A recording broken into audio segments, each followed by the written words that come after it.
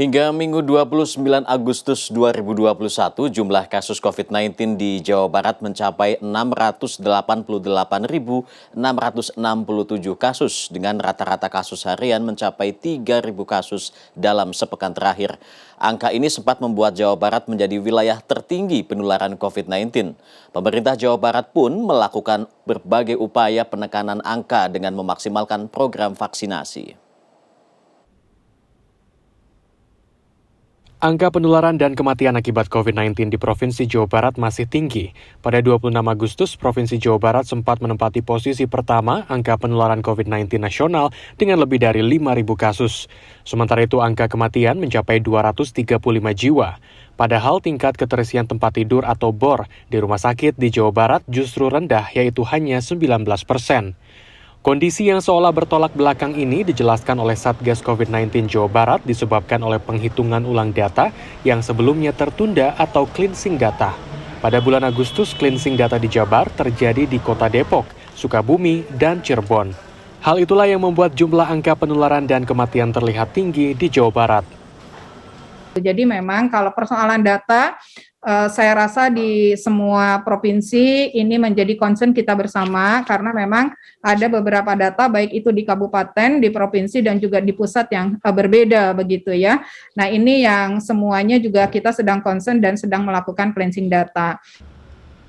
Tingkat potensi penularan atau reproduksi COVID-19 di Jawa Barat berada di bawah 1%.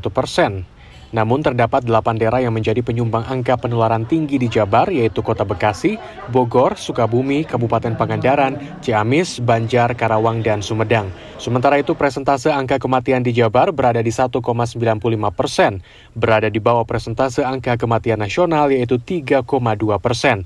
Daerah yang menjadi penyumbang angka kematian tertinggi di Jabar berasal dari Garut, Indramayu, Karawang, dan Cirebon.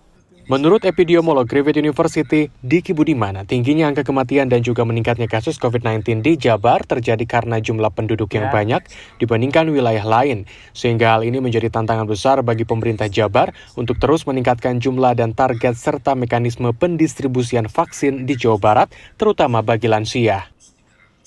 Vaksinasi ini menjadi penting kecepatannya dengan faktor keberhasilan kecepatan itu ditentukan oleh distribusinya.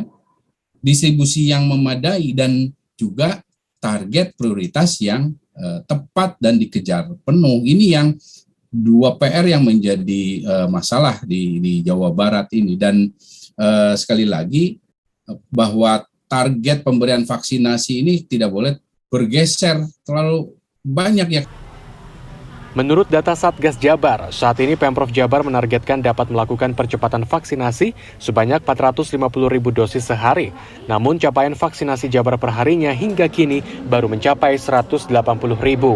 Berdasarkan data dari Kemenkes hingga 10 Agustus 2021 lalu, capaian vaksin dosis pertama di Jawa Barat baru mencapai 18,03% atau sekitar 6,8 juta jiwa dari sasaran target vaksinasi 37 juta jiwa.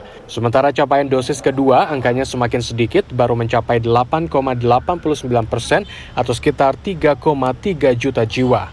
Tim Liputan CNN Indonesia, Bandung, Jawa Barat.